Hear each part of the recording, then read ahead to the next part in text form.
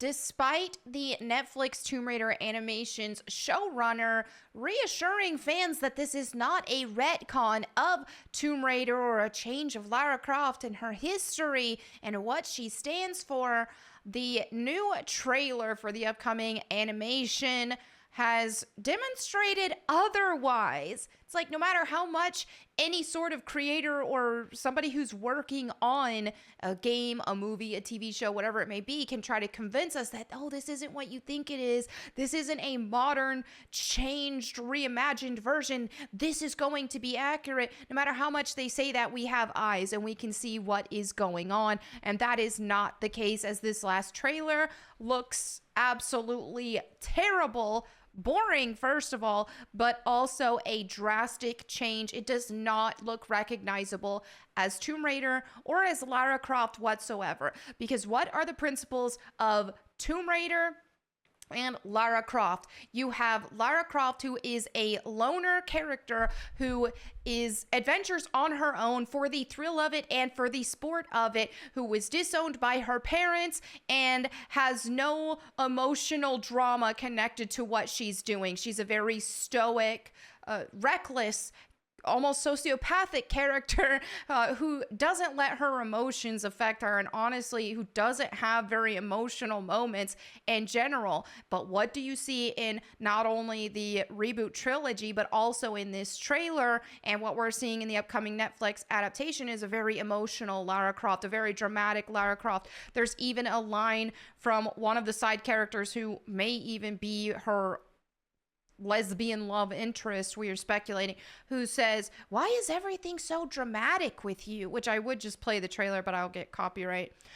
Why is everything, or something like, "Everything's always so dramatic with you," which is not Lara Croft.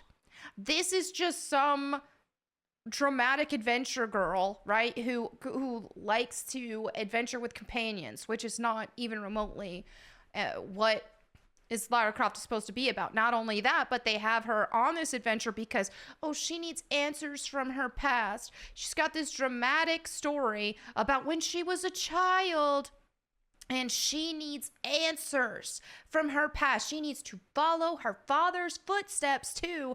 That's also what has been changed. And a lot of people don't even know Lara Croft's actual history because Crystal Dynamics, since they have taken over, have retconned and changed everything since the beginning, making things about family drama or making her follow her father's footsteps, when the actual biography and the actual history of Lara Croft was quite different.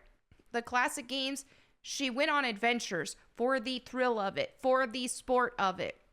There was no drama going on, no personal life drama going on. But for some reason, they can't let this crap go. So when I watched this trailer, I'm like, okay, I should find plenty of things to dunk on, which I did. But I'll say the most egregious part was that it's just boring. It's just plain boring. So this is a story about Lara Croft needing answers for her past so that she can decide what type of Tomb Raider she wants to be.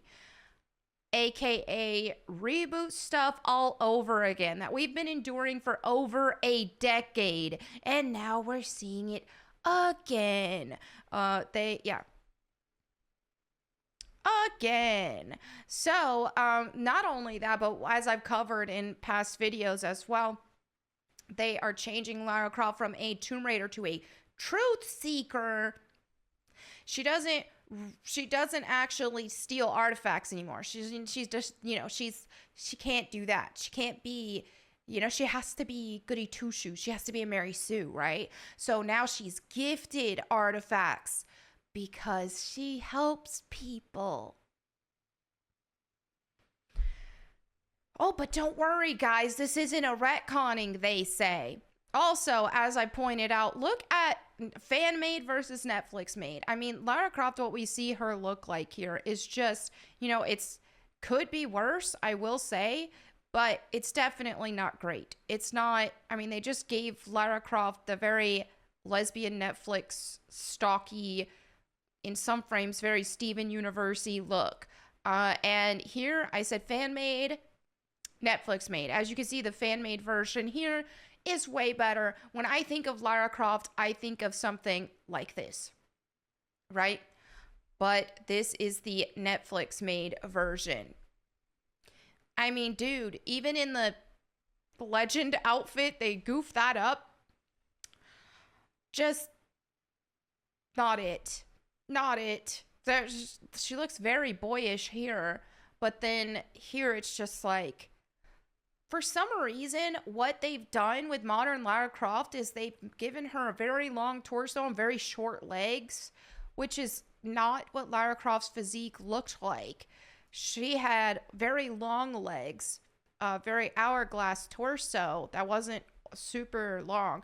So here I said, remember when Tomb Raider didn't give their female characters male bodies? What a downgrade for the modern day.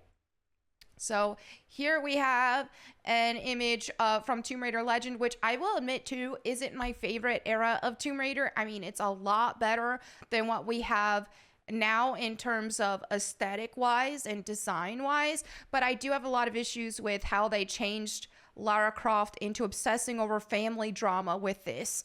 This is where they did change a lot of the story to make it more dramatic and personal to Lara Croft instead of just her rating for sport, right? So here we have this. Obviously, they look very much like women. They are.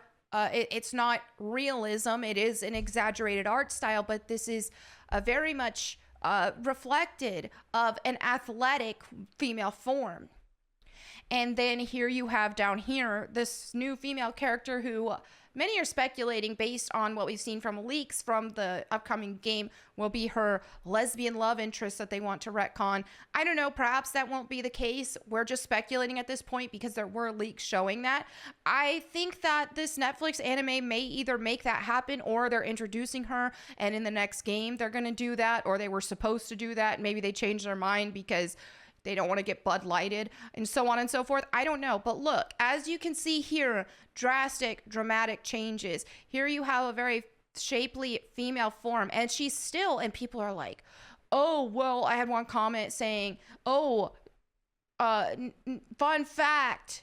Here's the comment. Fun fact, there's girls who go to the gym. Bro, going to the gym. I went to the gym for years, right? Going to the gym doesn't make a woman look like a man. Not unless she is taking steroids or purposefully trying to look more like a man. Going to the gym will make a woman look like this, right? Will really like bubble up those glutes. Will really like shapely arms.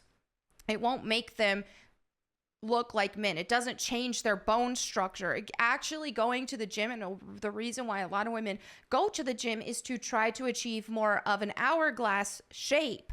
So it doesn't do this. It doesn't give you broad shoulders and that tapered, what is it, Dorito shape that men go for.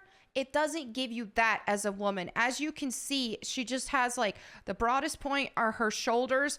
The chest is so wide and boxy, and then it just breaks down to these like little hips.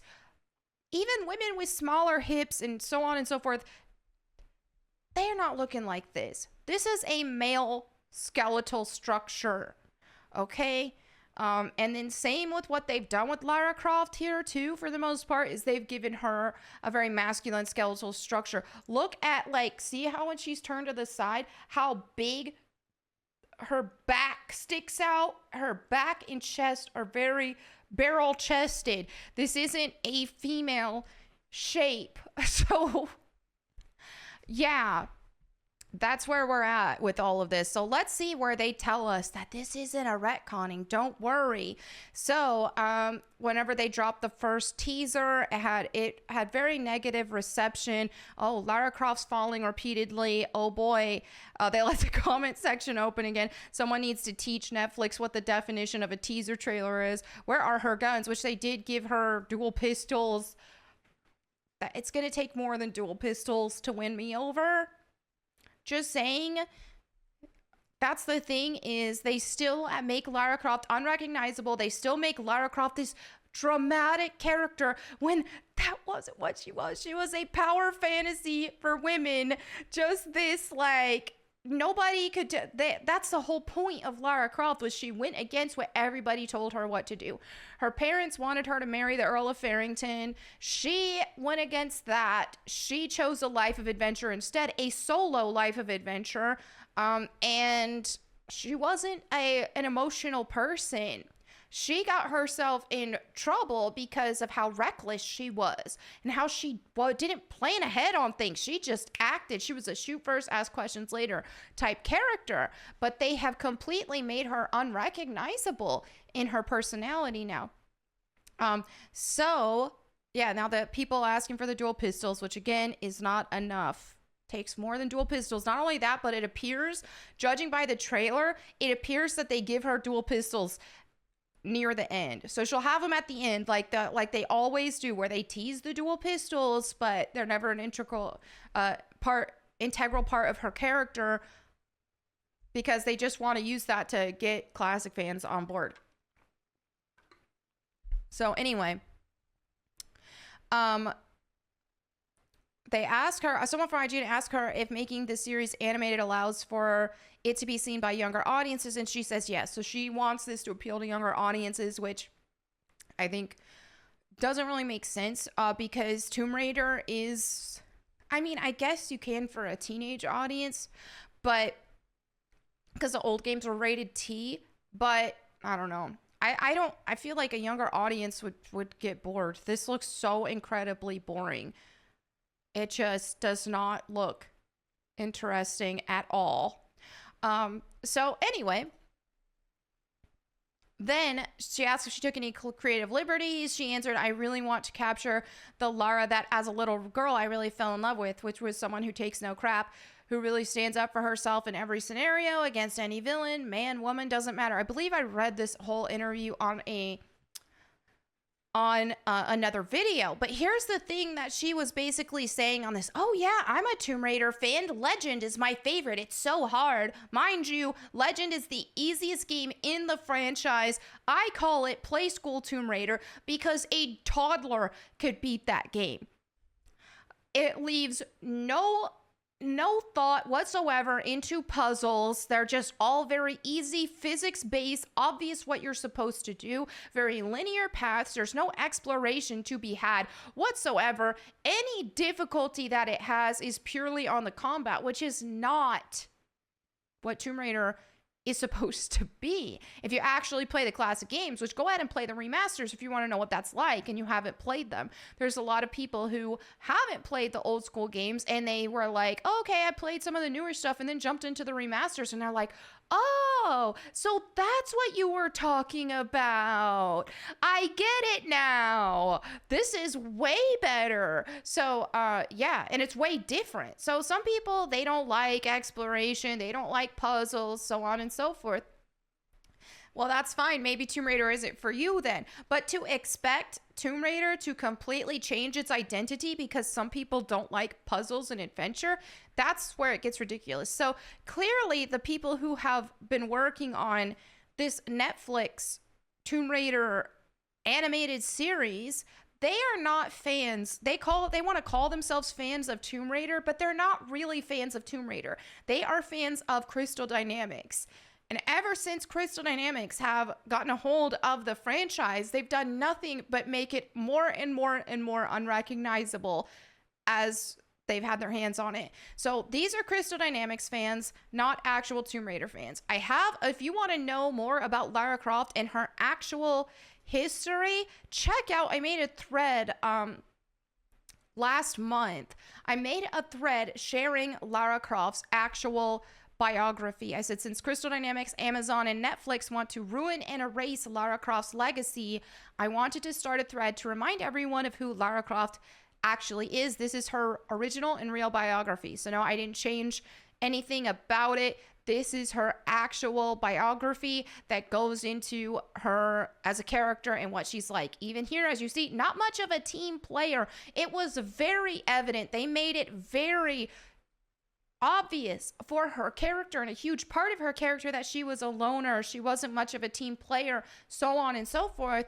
And that was a huge part of her character that you saw in the games.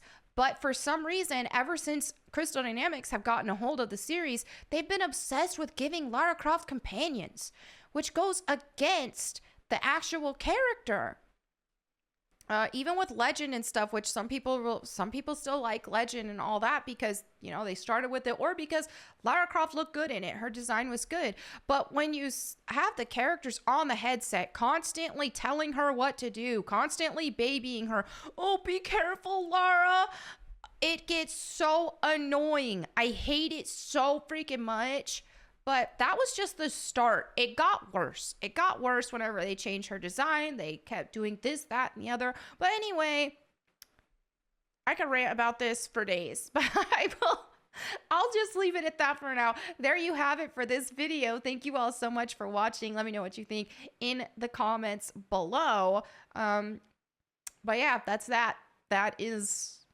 That's what's going on. I really, if you want to know my honest opinions, I think that the select few Crystal Dynamics fans, simps, that will simp for anything Crystal Dynamics does, they're going to be all excited about this. And there's going to be some people who act excited right away because, oh, new thing, I must be excited.